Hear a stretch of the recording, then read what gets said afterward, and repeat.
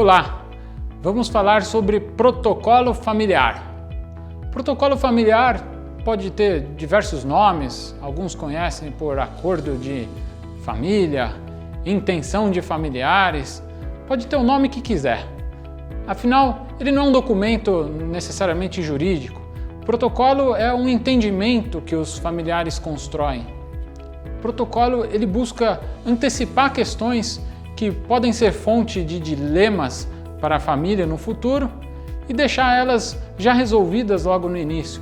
O protocolo visa também alinhar quais os objetivos da família com relação ao negócio, deixar isso claro.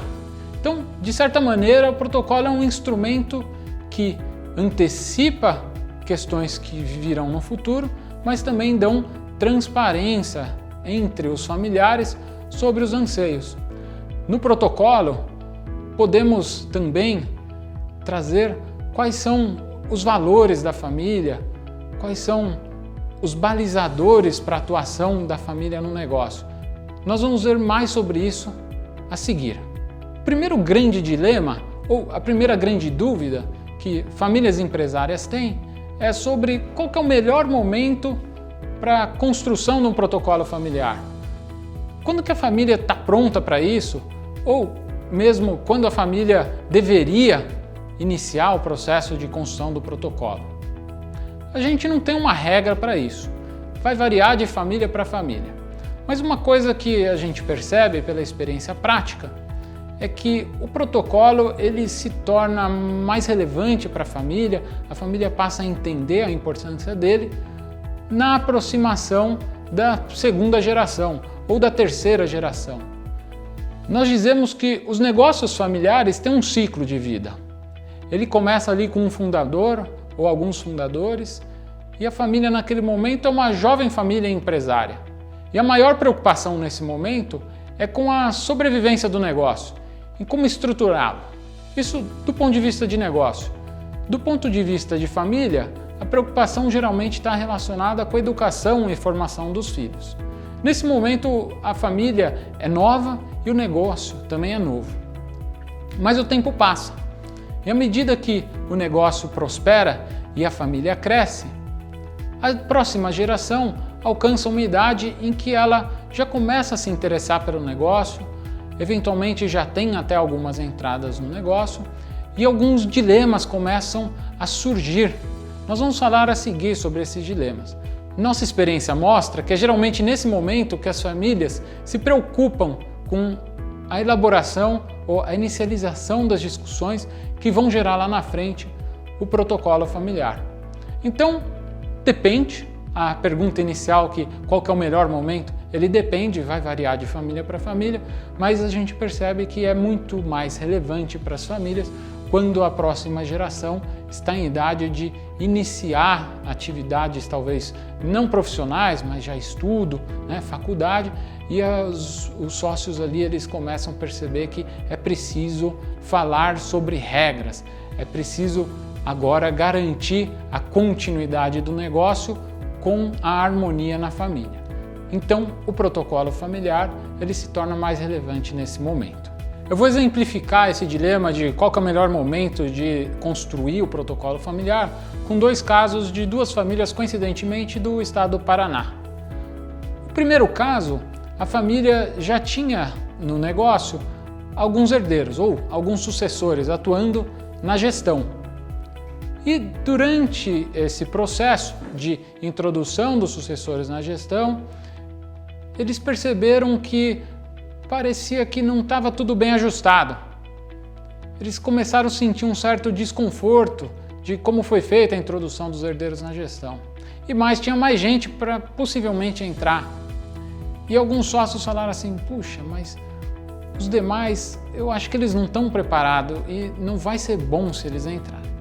Então a família acabou escolhendo, não sei se tardiamente, mas após a entrada de alguns sucessores, ela optou por começar o processo de construção do protocolo, muito motivado pela questão dos sucessores, de quais as regras para os sucessores entrar no negócio. Nós vamos falar um pouco sobre essas regras adiante. O outro caso, a outra família, o que acontecia é que eram 4 irmãos e eles tinham um certo alinhamento entre eles, mas tinha uma leva de nova geração chegando, já em idade de faculdade, alguns formados e com muito potencial para atuar no negócio. Só que eles vivenciavam o dilema e o desafio de conduzir entre 4 irmãos o negócio e vislumbraram que o cenário para os herdeiros que estavam vindo, ou melhor, para os sucessores, porque iriam atuar na gestão, ou a princípio teriam essa intenção, iria ser uma vida bastante complicada, se não mais do que a deles, porque afinal eles não eram irmãos, já eram primos. Então, nesse momento, os sócios decidiram iniciar o processo de construção do protocolo familiar. Então, nós vimos que não existe exatamente o melhor momento. Algumas famílias começam antes da nova geração entrar, outras da geração já entrada. Tem casos que a família vai construir o protocolo só quando a terceira geração já está no negócio. Agora nós vamos falar um pouco sobre como envolver os familiares no processo de construção do protocolo. O processo de construção do protocolo depende da gente reunir os familiares em várias discussões, em várias rodadas de discussão. Só que a gente sabe que no dia a dia essa tarefa é árdua. E talvez o principal motivo seja de criar o engajamento. Muitas vezes as pessoas não estão sensibilizadas para a importância de discutirem juntas os caminhos que a família quer que o negócio tome, sobre como que vai ser a interação, a relação da família com o negócio. E não estando ativadas, é difícil criar a mobilização. Na prática, uma maneira de conseguir essa aproximação, essa interação, é criar o engajamento com a geração mais nova. A gente tem um caso de uma família no setor agroindustrial que a terceira geração era relativamente nova, mas já podia começar a se inteirar dos negócios. E a segunda geração estava brigada, a ponto de muitas vezes a discussão ser junto com os advogados. Existia muito conflito ali entre os irmãos da segunda geração. O fundador, percebendo aquilo, pensou assim: olha, talvez se eu resgatar aquele prazer de trabalhar em família, talvez se eu conseguir resgatar a vontade que as gerações mais novas têm de fazer as coisas acontecerem, de inovar, eu posso criar um ambiente mais amistoso entre a segunda geração. E foi isso que ele fez. A aproximação da terceira geração acabou amolecendo o coração da segunda geração. Aquelas rusgas, conflitos antigos foram diminuindo. A água foi esfriando.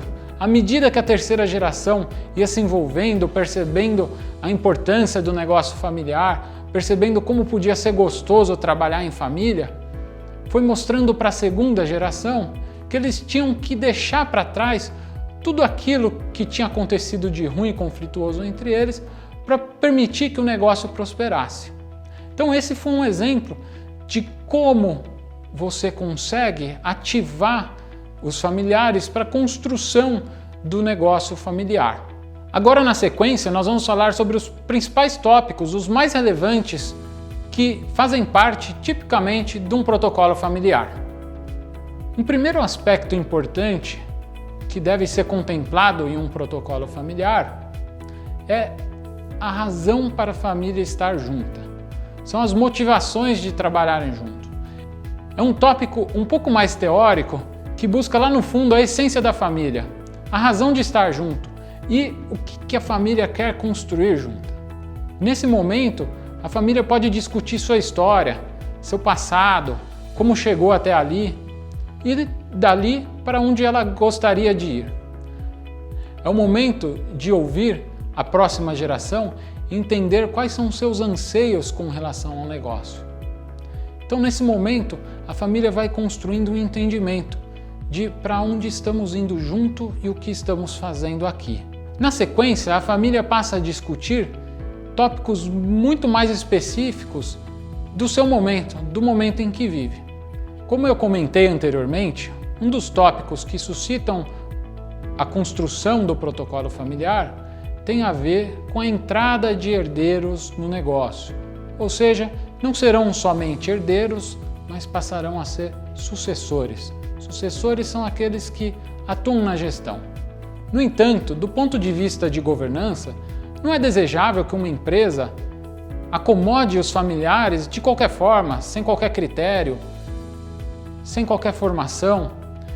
E muitas famílias, percebendo isso, escolhem esse como o principal item do seu protocolo familiar, que é definir as regras de entrada da nova geração no negócio. E na verdade, até um pouco antes disso, existe a definição de nós queremos que a próxima geração atue no negócio? Muitas vezes tem famílias que optam por não aproximar a família do seu negócio, de deixar a família restrita a ali quem fundou o negócio. Esse é o caso do Jorge Paulo Lemann. Ele tem muito claro que nos negócios dele não trabalha a família. E tá tudo certo, é uma regra dele e pode ser assim. Mas a partir do momento que a família define que ela tem intenção de aproximar os herdeiros do negócio para serem sucessores na gestão, as regras precisam ficar claras. Então, que tipo de regra? Primeiro, qual que é a formação desejada? Segundo, qual que é o nível de treinamento que os familiares precisam receber para atuar no negócio? Terceiro, existe alguma regra de saída e exclusão? A gente sabe que na prática é muito difícil de tirar um familiar uma vez que ele já está dentro do negócio. E é mais difícil ainda se nós não tivermos uma regrinha para isso estabelecida antes da situação acontecer. Então, uma terceira regra tem relação com isso, de você deixar bem claro em que situação um familiar pode ser convidado a se retirar do negócio. Tem famílias, principalmente em regiões do interior do país, que gostam também de formalizar no protocolo regras de conduta que são ou não aceitáveis por parte de seus familiares. O que isso tem a ver com o negócio? Tem a ver que em cidades pequenas, uma ação de um membro da família na cidade que possa ser interpretada como uma ação ruim tem reflexos diretos no negócio, na reputação do negócio.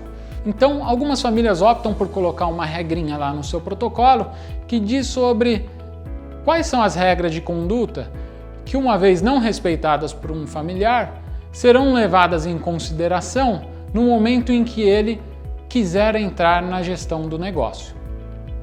Então, vimos aí algumas regrinhas simples com relação à entrada de familiares na gestão, entrada e saída. Nós temos também a possibilidade de o protocolo familiar contemplar a descrição de qual que é a formação que nós queremos que os familiares tenham, ainda que não atuem no negócio. E não é a formação acadêmica, não, é a formação como sócios. Um dia, a segunda geração ou a terceira geração vai ser dona daquilo. Vai ser dona porque ela vai herdar. E herdar aquilo não quer dizer que ela vai ter que atuar na gestão, mas ela vai ter que entender do negócio. No protocolo pode estar ali descrito quais são as regrinhas sobre isso, o que nós esperamos que cada membro da família tenha em termos de treinamento para um dia estar apto a ser sócio. Uma outra regra comum, e ela se torna bastante relevante quando a família tem um patrimônio significativo e quando o negócio está associada a esse patrimônio, tem a ver com a regra de casamento dos filhos.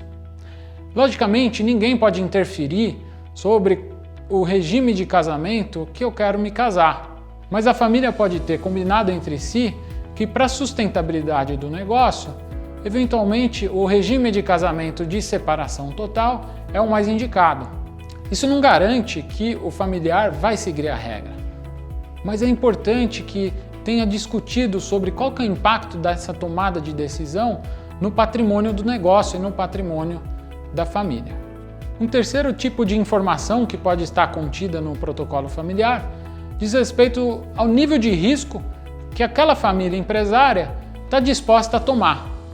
Isso vai influenciar diretamente a quais estratégias o negócio pode ter ou quais negócios ele pode entrar.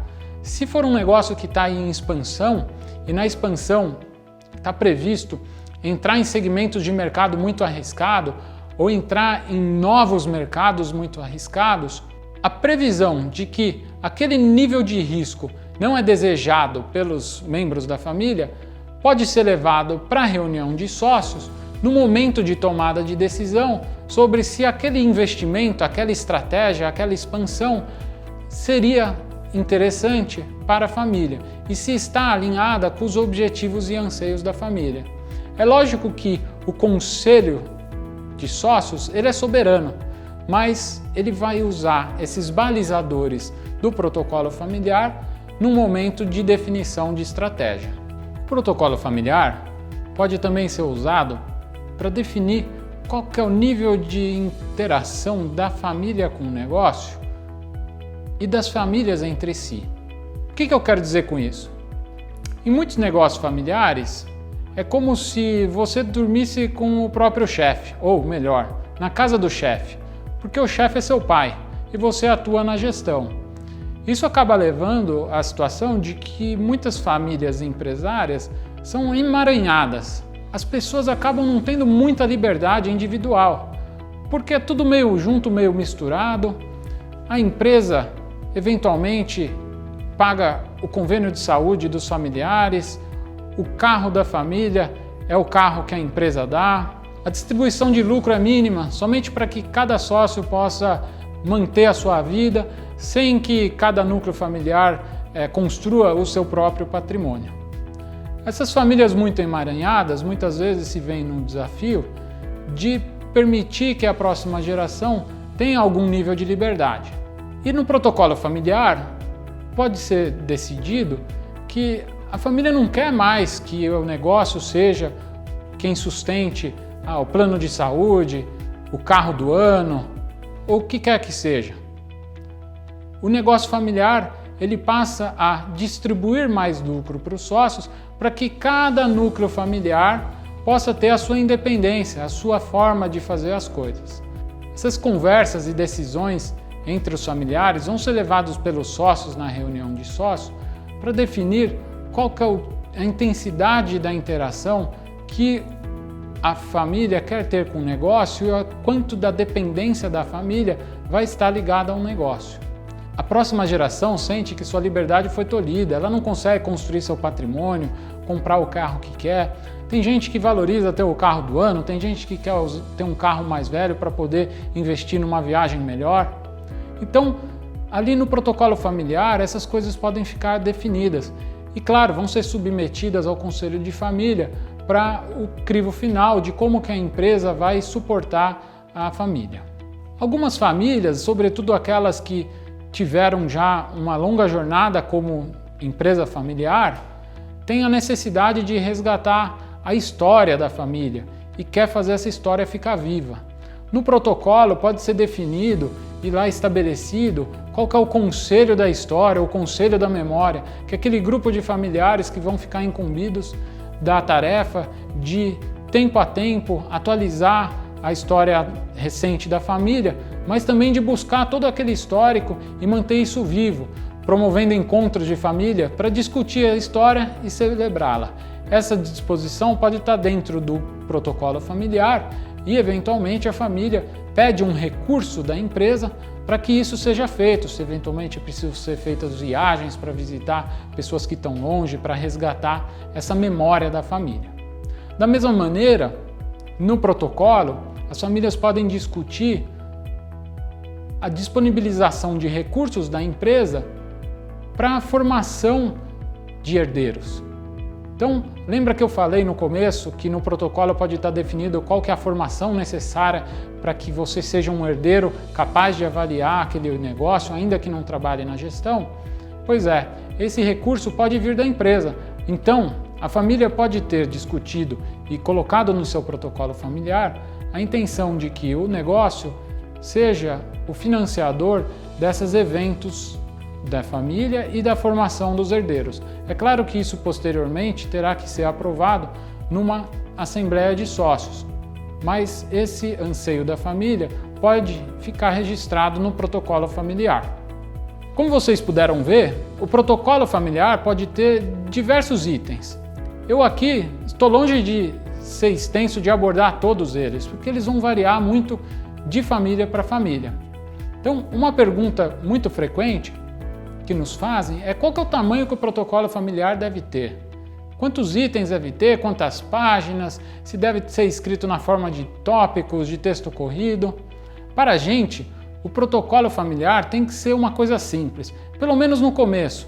Não adianta nós termos diversos itens e tópicos e um relacionados ao outro, que a gente sabe como a família é, ela é viva.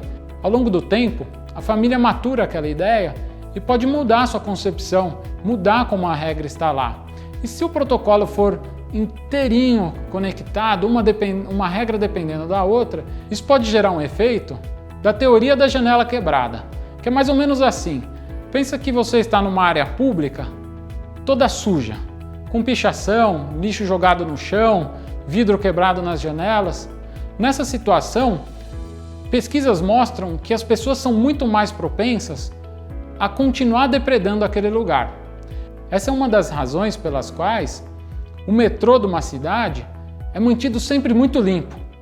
Porque se começa a acumular um pouco de sujeira, a propensão das pessoas é jogar mais sujeira. Se tem pichação, o próximo não vai pensar muito antes de pichar. Mas o que os estudos mostram é que quando aquilo está impecável, sempre limpo, a barreira para as pessoas fazerem alguma transgressão ela é muito maior. Dessa forma, eu faço a correlação com o protocolo familiar. Se a gente tiver um protocolo muito cheio de coisa, muito complexo, com muitos itens correlacionados, à medida que a gente rompe com uma dessas definições e ela leva consigo outras, não vai demorar muito para a família entender que aquele protocolo não atende às suas expectativas, não atende aos seus anseios, que ele não representa aquilo que a família discutiu e acordou entre si. Então, por essa razão, a gente sempre sugere que comece com um protocolo simples.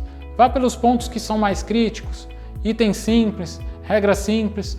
E ao longo do tempo, a família pode ir aprofundando isso e à medida que o negócio vai evoluindo, a família vai crescendo, sente-se a necessidade de ampliar algum tópico específico, a família sente que faltou alguma questão relacionada à formação dos herdeiros, isso vai sendo atualizado aos poucos. Agora, muitos nos perguntam se o protocolo ele tem um valor legal, se aquilo que foi estabelecido dentro do protocolo, se algum rompimento com aquele pacto pode ser levado à justiça. Não, a primeira resposta bem direta é essa, não pode, porque afinal aquilo é um documento de entendimento entre os familiares. O objetivo dele também não é que seja algo jurídico que possa ser defensável, porque nós costumamos dizer que o maior benefício do protocolo familiar não é aquilo que está escrito, mas foi o processo de construção dos entendimentos, foi reunir a família para construir aquilo em conjunto, foi criar acordo entre todos, foi ter as boas brigas antes de definir alguma cláusula. Então, do ponto de vista legal, o protocolo não tem validade, mas ele é legítimo. Apesar de não ser legal, é legítimo, porque envolveu todos e considerou os anseios da família. É claro que, como eu disse antes, alguns itens do protocolo podem ser levados ao acordo de cotistas, ao contrato social, e aí sim tem valor legal. Mas ele em si, o protocolo, não vai ter o valor legal que tem um acordo de sócios ou um contrato social. O que importa é que vocês pensem a respeito do que é importante para a família em relação ao seu negócio. O que a família quer construir junto e quais são as regras balizadoras da interação entre família e negócio. Você está preparado para isso? Já teve essas boas conversas entre os familiares? Não tenha medo, é natural que no começo tenha muita discussão, às vezes a gente sai de orelha quente, tem conflito, mas são bons conflitos. É melhor brigar agora um pouquinho, quando a gente está criando os entendimentos, do que lá na frente, a hora que o jogo já estiver rolando, a gente tenha que voltar para criar alguma regra depois que uma suposta falta já aconteceu.